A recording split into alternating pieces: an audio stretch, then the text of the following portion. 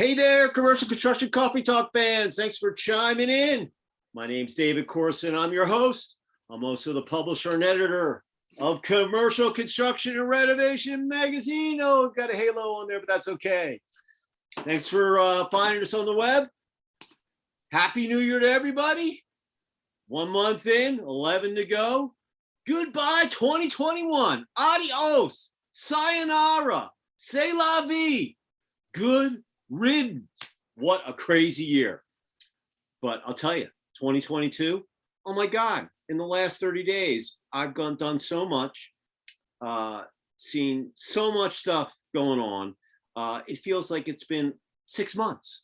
I mean, every day there's something else that goes on, whether it's business-wise, politically, sports. It's just been an exciting month.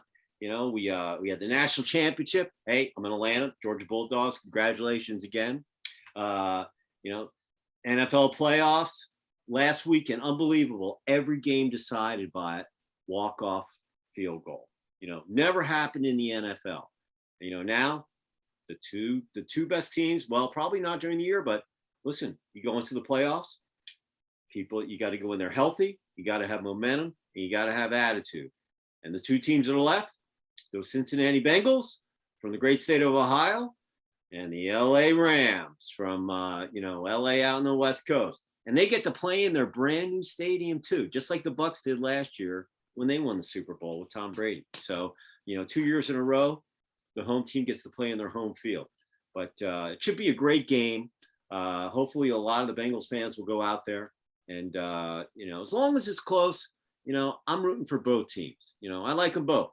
So, actually, one of my clients here in Atlanta, Matthew Stafford, is his nephew. So I've always pulled for him. He played for, the Bulldogs. Joe Burrow, the quarterback of the Bengals. He went to LSU. He also was an Ohio State guy, transferred. It's just a really, really, good story. And, and like I said, hopefully it's not a blowout. I just like to see a really close game. I'd love it to go down to the wire. And I'm sure everybody else feels that same way because no one wants to see a blowout. And but what an exciting weekend. We got lacrosse going on this weekend. NCAA lacrosse starts. My DU Pioneers are going out to Salt Lake City to play University of Utah Utes to open up the season. And can't wait. I know my wife's going to be screaming at me because I'm going to be watching it on the Pio Vision on my laptop. And she's going to keep saying to me, they can't hear you, but I'm still going to be screaming at the laptop. So, go Pios. Let's start the season off with a W.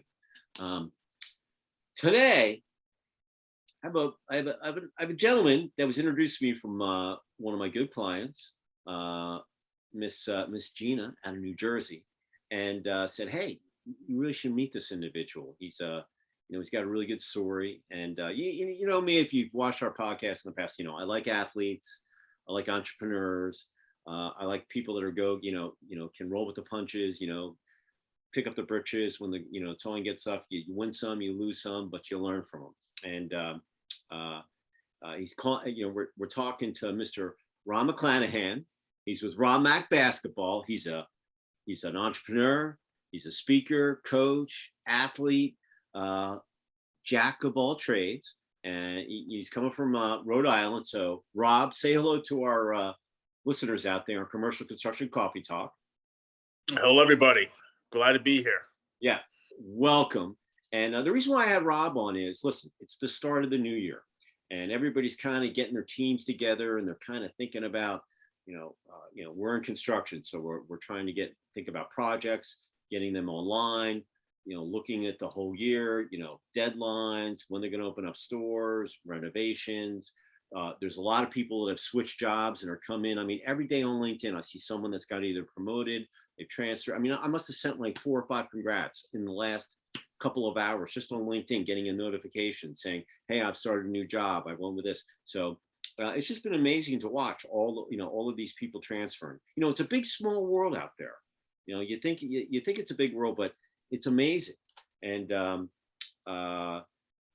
with everybody having two new team members joining their companies, this discussion's kind of go along those lines of, hey, how do you get, just like a team, how do you bring a new member of the team to get him acclimated to your corporate structure, your philosophy, how the daily activities are going to work.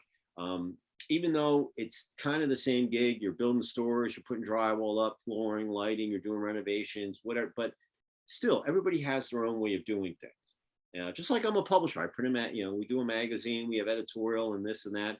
So, my competitors probably do the same thing that I do, but they do it a little differently. Some do it better than others. I think I do it pretty good, but you know what? I learn something new every day. And that's why we had Rob on. So Rob, the way this works is, you got to tell your story. And you can't, listen, it's the web. I can find out anything, so Of course. tell us the skeleton. You don't tell us the skeleton that's in the closet and so forth, but God knows I know have them in there. But tell us where you grew up, where you went to school, what sports you play, because I know you're an athlete. And and then we'll get into some lessons that we learned from the pandemic, and then we'll talk, and then we'll close this session out. So with that said, the floor is yours. Tell us your story, Rob. Yeah, from like you said, originally from Rhode Island, born and raised here. Was an all-state basketball player in high school. Went on to play at Syracuse. Were you a guard? What were you? Were you shooting guard? Yeah, I could Shooting shoot guard, it a little bit. And then after that, Coach Boeheim was a legendary, Hall of Fame coach. Made a call for me, and he called Seth Greenberg, who was at University of South Florida, who's now with ESPN, and I got a job coaching down there at 22. And did 1 year there, came back home, and honestly just started all over. Lived with my mother in her basement, was teaching dodgeball for a living, was a high school teacher at my high school, All Boys Catholic High School. And here I was, starting all over. So I started training some kids on the side in the summer, making some money, locally.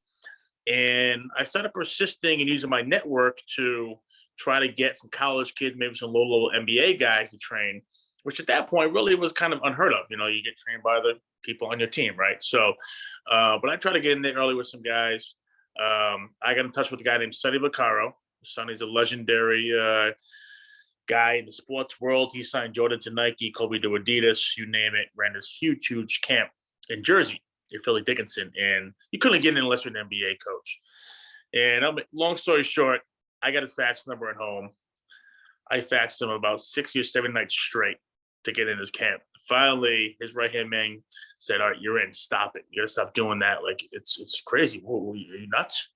Yeah. So I got into camp, and when I was 2005, 4 or 5, and I met Derrick Rose and Kevin Love there. And luckily, I trained them. They liked my workouts. And around 2007, I started working guys out in Vegas. In 2007 fall, the top agent in the world, on Tellem, hired me with BJ Armstrong and Bob Myers. And Bob is now the president of the Warriors. And in the 2008 draft, I had 9 of the top 15 picks, including Derrick Rose, Russell Westbrook, Kevin Love. And they kept me on. A year later, I got Kevin Durant. After that, got John Wall. 2 years after that, with my own, Steph Curry hired me. So yeah, those are some big names right there. Big names. I mean, that's a juggernaut of b-ball players. Yeah, just hoopers and some of the best of all time. And I got lucky, and they stayed loyal to me. And my whole thing in life, especially in business and family, is relationships, right? So luckily, we developed good relationships with those guys. They trusted me off the court first, which means they hired me on the court. And Kevin Love's my son's godfather. I mean, it goes very deep with these guys. And they kept me on. And I went my own in 2013 and wrote a book called Network. In 2018, Steph Curry did the forward of my book. It's kind of just how I built my brand and marketed myself and really networked the hell out of myself. And that's my kind of thing, just networking like crazy and meet people. And you never know who's who can be who, and who you meet. And I enjoy it. I enjoy meeting new people and talking to people and learning new things like yourself. So, it kind of just took off. It's a job I created that didn't exist. In the past 4 years since my book came out, I've been doing a ton of corporate speaking, to companies all over the country and honestly, the world. I'm doing one in Dublin next month, about networking, marketing, relationships, building your brand and kind of how I did that. And like I tell everybody, it's one thing to get Steph Curry and Kevin Durant, another thing to keep them for 10, 12 years, right? So yeah, here I am. I mean, I did this for 15, 20 years. I'm doing a lot of the speaking now as well. And yeah, just kind of a few jobs here that I didn't, think I'd ever be doing. I wanted to coach, but I actually like this more. I don't have a boss, so. Oh yeah, nothing like working for yourself. Exactly. A lot of pressure, You're but an entrepreneur, I thrive on that. My question is, here you are, you're coaching some of the biggest NBA, players. I don't care what athletes they are. It could have been any sport, but here you are with these guys, and you're running them through, I guess, shooting drills or cardio or whatever, all the things that you do in preparation. How did that work? Say, hey, dude, this is, we need to do this. Did they look at you, go, I remember, who was it? Allen Iverson's. I don't do practice. Yeah. Practice? Yeah. What's practice? I not come and win games. So right. so tell me how that all went out. How that went. Yeah, I mean, honestly, from the get-go, I think it's just my personality. I was very, strict and upfront, and I didn't really care who they were. And I think they were kind of shocked. Like, is this kid 24, 25, suburban kid of Rhode Island, and he's treating us like he don't give a shit who we are, and that's, I think, what surprised them. And you would think maybe those guys would be like, who's this guy? Who's this guy? But there was the opposite. They actually wanted someone to hold them accountable, right? I think because growing up, when you're a prodigy like a Kevin Durant or growing up, everyone's just, oh, it's okay, whatever you want, and I was the opposite. You're 5 minutes late. I didn't like that, and I think most trainers wouldn't have done that with them. And my dad was lieutenant colonel, and so maybe that's where I got it from. But I think they liked it because I didn't treat them like stars. I treated them like a human being, and I told them, if you're late any other job in the corporate world 5 minutes late, do it twice, you're probably fine. So don't do it with me. And they enjoyed that. And then you have the other, players who didn't like that. And quite honestly, those are the guys that question me the most are not in the league anymore. So it's not a coincidence that the greatest players that I've been around and seen are the guys that work the hardest, the most efficient, don't ask questions, respect their coach, respect their trainers, and just honestly, just good people. I mean, Steph Curry, Kevin Love, can go on and on. I've been lucky being around just good human beings, and it's not a coincidence that that's why they have marketing. You can be a great player if you're a jerk and you treat people like crap. No one's gonna want you to endorse their company, right? So I've been lucky to be around those guys. I've been lucky that they've been loyal to me, but vice versa, I've been loyal to them as well. And I've stuck to these guys the whole career, injuries, personal stuff, and we've all been doing our stuff, and to be around those guys in that setting, listen, it's been a dream job, but at the same time, these guys they're normal guys just like us, and they have their bad days just like us, and I think we see the glory, but I've seen other things as well, and I'm just happy to be along the ride with them. I just saw a thing on Michael Jordan, and he was talking about, Phil Jackson, and Phil Jackson said, Michael Jordan, greatest basketball player ever, great, unbelievable athlete, he plays golf and all this other stuff. But he said that he never questioned if he said that he took constructive criticism well, and that if that improved his game, he could have handled it. And other players probably didn't like that. And the other thing is, if his teammates weren't giving it their all, he would let them know and say, look, man, come on, man, you're not getting it done for me, in a constructive way, not in a negative way, different players do, they yell and stuff, it's just like this weekend, I was watching the Cincy Kansas City game, and, Cincy's getting blown out in the first half. I didn't think they were going to come back. Anyway, they scored a touchdown. Anyway, they were going down again, and there was a play where the running back went the wrong way, and they had to punt the ball. or they kicked. Anyway, they had to give the ball back. So on the way out, this guy Joe Burrow, he's only been in his second year. His first year, rookie year, blew his knee out, gone. Had to go through rehab, get everything done. I've had both my ACLs done, so I know what he went through. And on his way out, he's not yelling at the running back. He just, hey, dude, man, you were supposed to go this way, not this way. Because you would have gone this way, we would have scored.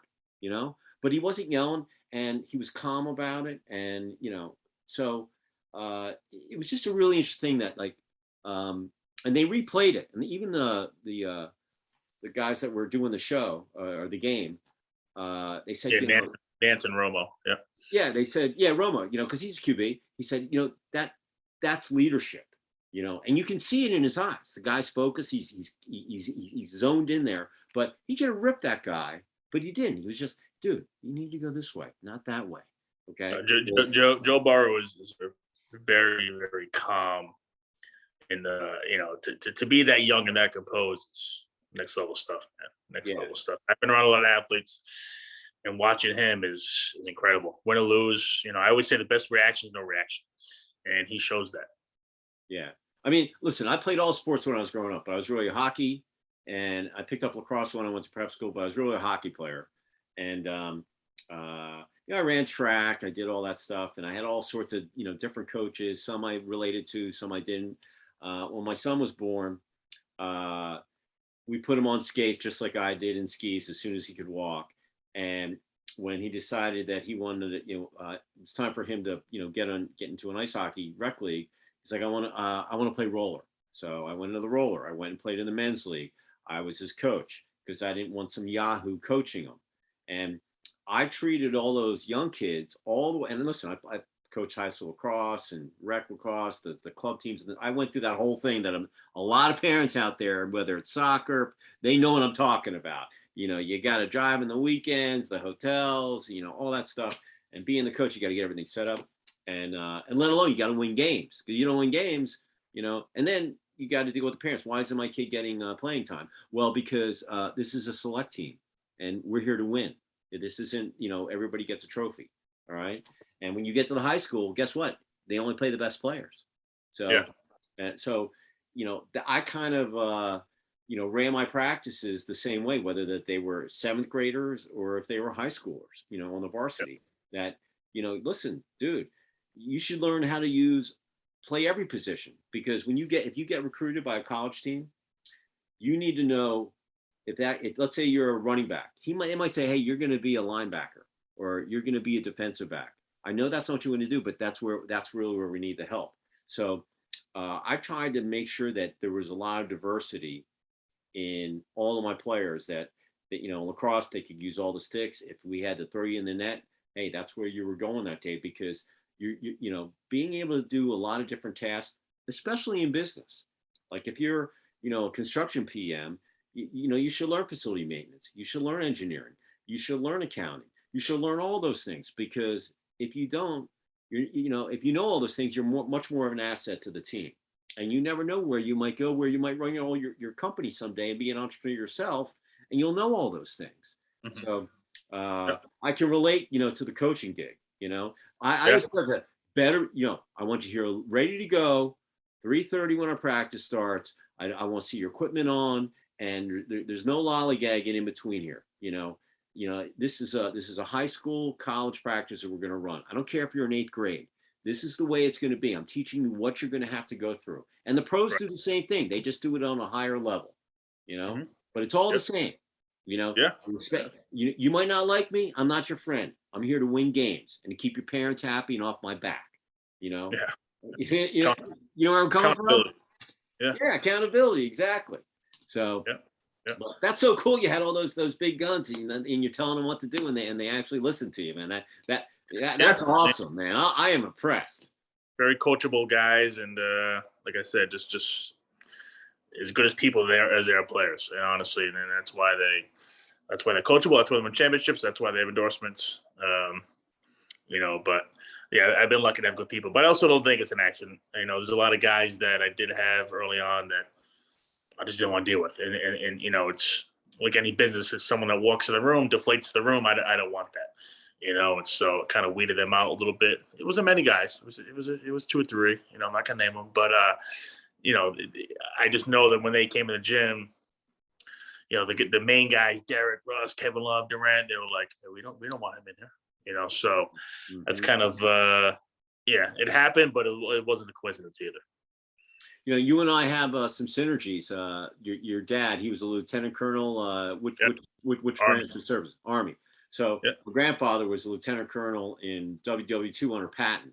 He was a combat engineer. So he rebuilt all the bridges after the Allies bombed them, and they rebuilt them and stuff. Yeah. So when I grew up, I came from a military family. So, it was get up, sit down meals, you make your bed in the morning, no lip. And, and they were, they're in construction. Their company was started in 1888 and it's now 4th generation and it's still in business. Wow. So, but you and I have that, mentality because my grandfather was, lieutenant colonel, and you know how it goes, man. I know. I'm like having flashbacks of conversations with, with Big Sid. His name was Sidney Pop. Yeah. Big Sid. That's what, all his buds call him. And that's what he had on his hard hat, Big Sid. So, well, that's funny. Let's transition. You're coaching these guys. You're coaching, the locals there at the high school and so forth. And the pandemic comes in. I know. I was in the airport in March, the second week. I had done my summit. I did my first cocktail party in Miami, and then I was looking at hotels for my summer retreats. March Madness gets canceled. All the sports. I was going to fly to Columbus and watch University of Denver play Ohio State in lacrosse at the Horseshoe, and that got canceled. And that was a revenge game because the Buckeyes pounded them the year before, and it was time to pay back. Yeah. And that got canceled. That was and then the season got canceled, and a lot of the sports locally, everything just got shut down. So, how did you stay? Yeah, I was actually at the biggest tournament in New York City. Night before, and then it's supposed to go to the noon game, Providence game. Just being from there, I went to watch them, and right during the game, I think halftime before the other game or something like that, they just were shutting it down. And the night before, the NBA shut down, so the NCAA felt pressure to do the same.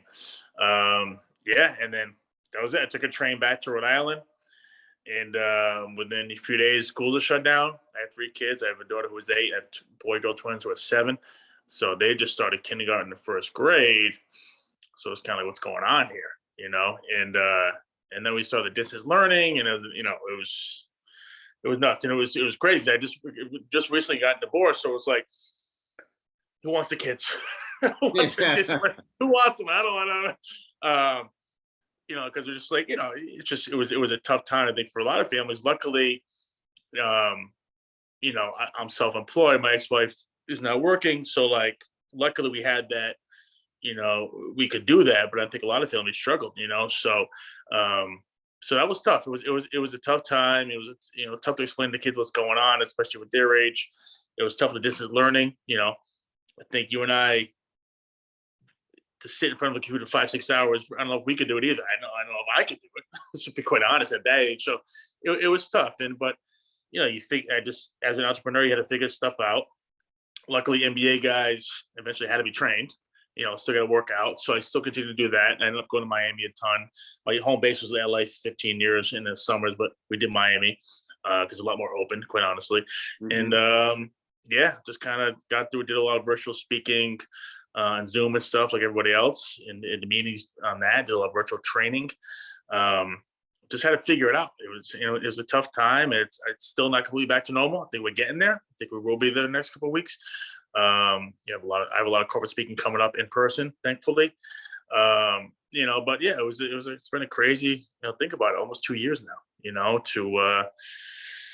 for everyone to go through this. And I've been lucky, but I know a lot of people that, definitely struggled and still do. And, not only with financial stuff, mental health and things like that, and isolation. I think it's been tough on a lot of people, families, kids, what have you. So, but I think it's coming around now, and I don't want to jinx it, but it seems like it is. And hopefully we're get to the end of this thing, because I'm I'm off it. I'm done with it. Did you do any like Zoom calls with training classes where you be in the gym? And Yeah, I did you did do that. any of Well, that you know, stuff? they might be in the gym, and I'll just be telling them what to do, kind of thing. You know, not only with some NBA guys, but pros, or I would just send my guys workouts. But eventually, you know, guys, quite honestly, I didn't really. I think March through maybe July 1, I didn't travel, but I kept traveling after that. I didn't really stop. Definitely a little less, but I kept traveling. If I don't really travel as much, I'm not really working as much. So for me, I had to travel to work. And it was fine. I didn't mind.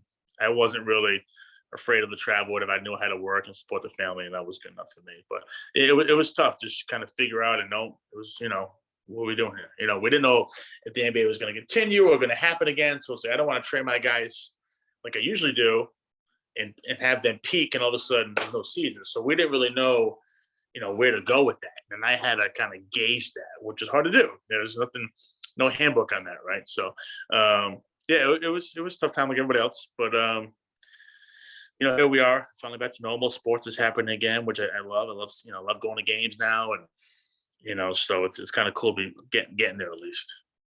So when you go and talk to, let's say, a business, whatever it might be, they hire you to come in and you do your Yeah, dog and pony show. Sorry, but that's, you yeah, do your gig. You know, do you find that they're all looking for kind of the same thing, or are there any kind of things that like stick out that yeah. I mean, from a when I team go to speak aspect and these, stuff? yeah, when I go speak to these companies, no matter what it is, I think what I do applies to every company. I talk about networking, relationships, and accountability. Those are my three main things. I have about 5 pillars, but those are the kind of three things I talk about: relationships, and not only getting them and maintaining them, and really, to me, networking is a skill, and you have to do it in any business. So those are the main things that I approach it with. What are they looking for? Yeah, I think they're looking for, you know, especially the CEOs of the company or the senior partners or the managers are looking, okay, how do you network, and how do you take a no for an answer, or do you take no for an answer? And so I know I try to give them the answers that I've worked with and what I do. You know, but I always say networking is not 9 to 5. If you think it is, then you'll never make it. You know, it's a 24/7 job. And my whole thing is, and I talk about this in my talks, you know, usually I'll do my best within 24 hours to get back to you, probably less. And what's funny, because when I leave my talks, I got, you know, 30 emails. I'm like, God, I better get back to these people in 24 hours. I just said I would. So, Yeah. so that's a tough part for me. But yeah, I think they're looking. Listen, I think they're looking for when they go to the office the next day. Remember what Rob said. Remember this, you know, and that's my goal. I want them to use hopefully what I said. And my story is like I'm telling now. Just it's organic. It's real. It's not fake, and it's literally I could be the best trainer of all time. If I didn't network the hell out of myself, there's no shot. There's no shot to have these guys. No shot. If I just sat down and put stuff online, Steph Curry's agents are calling me. You know, you need recommendation. You need people around Steph Curry first to get to Steph Curry or Kevin Durant. So my networking helped out ever since college, and I was networking before I knew what it was. You know, and now to me, there's no reason not to, especially with this phone. You can do everything with it, right? You can do video, you can do email, you can do text, you can do a call. You know, so to me, if you're not doing that, it's straight up laziness to me. You know, so and I think this new generation is, you know, last 2 or 3 years, 2 years, you know, nothing's person to person, right, or face to face rather. You know, so I think hopefully we get back to that soon. That's stuff I love. Yeah. Hey, listen, when the pandemic happened, I mean, I was a print face-to-face guy, and literally overnight I had to transform myself and going, okay, I had a lot of sleepless nights in April after I put my March-April issue out. I already had my big event in January. I was lucky in Jacksonville because a lot of the shows got canceled, but I already had mine. I always do mine early, the first of the year. And um, being a print face-to-face and event guy, I sat back, I get up in the, 4 o'clock, 3:30 in the morning, I go downstairs and just kind of think, okay, what am Yeah, I going to do? Because I'm a survivor, I mean, I went through 9/11, I went through the crash. I've seen, all the dot-com burst. I'm going to be 59 this year. So, I yeah, saw the gas shortages in the, the 70s, and the recession in the 80s and inflation. And so I've seen all this. And, but when this happened, it wasn't like 9/11, because 9/11, listen, the airplane started flying again, and there was a lot of patriotism.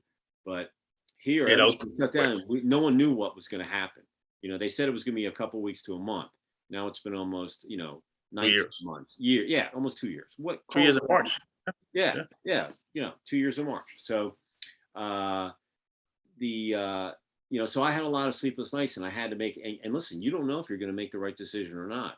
So, and we rolled the dice, and here I am. But I always say, same applies to my clients, MBA, to business. My whole thing is shoot your shot. We can train all summer. If you don't take those shots in the game, you're not going to make any. So just in business, keep shooting your shot. Eventually you're going to make some. And if you don't shoot any, there's no shot you're going to make one. So I tell my guys that we practice all summer long, and then I watch your first game of the season, like, you took 6 shots. It's like, well, it's like, dude, why are we working out? Shoot your shot. You go 0 for 10. Like, I'd rather go 1 for 11 than 0 for 10. You know what I mean? Just make that one and move on, and then eventually next game, keep shooting. And that's my thing. You just gotta keep shooting your shot, and eventually you're gonna hit. I mean, they say in baseball, you make 3 out of 10, right? You're in the Hall of Fame. Yeah. You hit 1 out of 4, you're hitting 250. Exactly. So millions the of same thing dollars. applies, I think, in business. Just if you don't take the shots, you'll never make one. So just keep shooting them, and that's what I do. And I think eventually things will come around for everybody. Hopefully. That was my favorite stat to go after games. When in my any because we keep stats for everything. I've been doing a lacrosse gig there, but I mean, just in general, I used to tell people, look, you can't score if you don't shoot, and if you shoot and you don't hit the net, you're not going to get it in. Okay, so your shooting percentage has to be in there, and you got to take as many shots as possible, because it's a numbers game. The more shots you take, you might not get it in. It might be a deflection. Your buddy gets it. I'd rather get more. I'd rather get assists than a goal, because so shooting percentage and on net was like the most important thing. And basketball and lacrosse are very, very similar. I mean, they run back doors. It's the same plays, 2-on-1. I mean, I can go down the list. So basketball and lacrosse is very, very similar. Just kind of like hockey too. They do the same thing. And but it didn't matter, like I said, what age you're doing. We would look at those shooting percentages. It's just like I always say, OTG, on the ground, shoot on the ground. Don't shoot up here, sticks up here. Shoot at his feet. I guarantee you, 9 out of 10 times it's going to go in the net. I know you want to have the highlight reel and you want to rip the ball and have the nets. I'm like, look, it doesn't matter. The bottom line is, trust me, on the ground it's going to go in. Once in a while you'll put it up in the net, but so. But in sales, I had a sales call yesterday. We have a subscription service to construction data, and we had a couple business development people on this call, and we're talking about the new way of before COVID, it was an email and a voicemail. You could get someone on the phone, you could do business. That's all out the window. Now they don't have time. They want to know what you can offer them and stuff, and you have to be 25 guys could be calling on that same person. So you have to separate yourself and make yourself special. So we were going online and we were showing these people, look, with a couple of clicks, with LinkedIn and going here and there, you can find so much about this person. And, it was, so, and they were kind of looking at me like, wow, that's actually pretty cool. I'm like, yeah. And guess what? Just like you have your pillars, your 4 or 5 things that you tell your players that you're coaching, that, hey, these are the 5 things you need to do with us. And if you do this with every person and you can massage it and tweak it the way that you want, I guarantee you're going to make those connections. You're not selling yourself in your lighting or flooring, whatever. You're selling yourself. It's a relationship. Correct. Because they need you, but they want to make sure that they can count on you. So just like you do with, you built your reputation with the NBA guys, to believe in you. I'm telling you the same thing with this. Any business, same thing. Yeah, absolutely. Even teachers, having the kids trust them. It doesn't matter. So let me ask you this. Hopefully things will settle down here, and all that stuff. And, this year will be a, kind of a turning point, and we'll get back to normal. If you had one like positive thought or phrase that you want to leave with our commercial construction coffee talk fans out there, as we move forward into, kind of the end of the Q1 here and going into the remainder of the year, what would it be? Man, there's a lot I could put you on the spot. Yeah, there's a lot I could say. I mean, I think a couple of things. First of all, I do believe, and just taking chances, shooting your shot, and keep doing that, and keep networking, and keep talking to people. But I think now during COVID, I mean, I think people got to speak up more and talk more. And I always say, silence is a powerful scream. And, I think the more people can talk and relate and really open up about what's going on, whether it's business, whether it's personal, whatever it is, I think that's just going to help, a lot of people with what's going on. And I think a lot of people went through a lot of stuff personally, financially, mentally. But I also think there's a lot of people out there where they're coming along now. But I think positivity to me is a major thing, and optimism. I think we'll have our times where aren't that way, especially in these times. I think it's, especially my kids that grow up in a world of a lot of, negativity and differences here. But I really think if we all start to be positive and come through this together, no matter what side you're on, politically or whatever, that we kind of help each other. But I think this is a big turning point in the next, few months here and going into the next year. This is a big year for people to, go here or go here. And I firmly believe that. I know we're joking, but I think shooting your shot, just keep shooting. You might miss the next 20 shots, but if you stop at 20, you're not going to be the 21st, And, I've seen Steph Curry get 5 points in one half and get 20 in the fourth quarter. He could have, there's times he could, could shut it down and be like, it's not my night, But I think, I think that's a major thing with me. Just keep shooting your shot, keep getting there. And I think if we do it together, I think we'll be all right here. If someone wanted to get in contact with you and, find out, whether it's coaching or a speaking gig or just, run something by you that they were thinking about, hey, man, I want to, talk to my team about this, how would they reach out to you? Yeah, my website is therobmac.com, THEROBMAC.com. Everything's on there, from my media kit to my speaking stuff to my contact info. And, like I said, now I'm on the spot. If someone emails me or reach out to me, I got 24 hours. So I will get back to you immediately. And, I do corporate speaking to pretty much any business or team, you name it, that I've done around the world, really. So looking forward to doing that more, especially, meet people face to face. And I'm done with the fist pound. I shake hands, people's hands now. So just, if you meet me, I'm not giving you a fist pound. I'm shaking your hand. And if there's a coach out there and they wanted to run something by you too, they could reach out to you as well. Am I right? Yeah, exactly. Yeah, I train kids, NBA guys. I train a 10-year-old kid today. So I don't care. I just like getting people better. All right, awesome. For those of you who want to get in touch with me, you can get me at davidc@ccr-mag.com. Our new website's launching hopefully at the end of the week with our new issue. So hopefully you'll like the design that we came up with. And if you're not a subscriber, up on that toolbar, it'll say hit subscribe. We'd love to have you. If you got any cool projects that you have coming up, my March issue, it's our 5th annual Project Profile Award. So if you've got some projects that you think are worthy, the form's up on the website, fill it out, send it in. I always tell you, it's like playing the lottery. You don't buy a ticket, you can't win. You don't send me something, I can't, judge it, prove it, or, we'll find a place for it. So, and we look at everything, just like Google reads everything. I look at everything. I'll reply back to you, just like Rob's trying to, reply back, within 24 hours. I'm up, empty million hours a night trying to, get anything done. Because I know in one day, man, my email box can get like loaded up where it's like, is this ever going to end? I think I'm getting rid of them, and then boom, another 30 come in.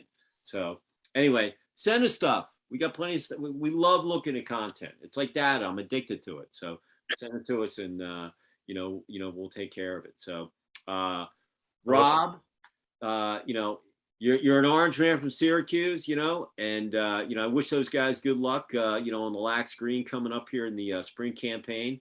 I don't know who they open up to, but listen, they play in the ACC. They got to play all the big guns there. Yeah. I mean, as one tough conference. But it's like anything else. You're gonna win some games. You're gonna lose some, but you want to make it into the big dance in May, and you want to go in there healthy with momentum, and then hopefully you can end up in the championship, and then bring home the trophy to put into the case, and that must makes it all worthwhile. All the practices, all the drop balls, all the nerve-wracking stuff that went on. Holding that trophy, woohoo, over my head. Nothing like it. It's the best feeling. It's victory, as he said in Apocalypse Now. It's the smell of victory. So anyway, Rob, thank you so much. And thoroughly enjoyed the conversation. I love talking to coaches and guys that have made the transition into business. It's great, and I wish you luck. And I don't need to wish you luck. I know you're gonna kick tail. So cool. Have a great rest of the rest 22. For all you out there in commercial construction coffee talk land, be positive, have fun, get to know your new team members this year, and put the blinders on, get those jobs done, and before you know it, it'll be the holidays again, and you'll be looking back and go, man, what a great year. I learned so much, had a couple projects here, little bumpy, but we made it through it, and there's definitely light at the end of the tunnel, guys. There's a lot's going to happen here over the next couple of months. I'm not going to say what it is because I don't know, but I feel very confident a lot of positive stuff's going to happen, and it'll be good for all of us. And so with that said, Rob, good night from thank you so much. Island. And I'm going to sign off from Sugar Hill, right below the Buford Dam, just north of Atlanta, Georgia. And we will see you next time on another episode of Commercial Construction Coffee Talk. Rob, pleasure. I want to meet you sometime today, and no fist bump. Sure. Shake hands, all right? Appreciate it. All right, man. Hang in there. We'll see y'all. Talk to you later. Appreciate it.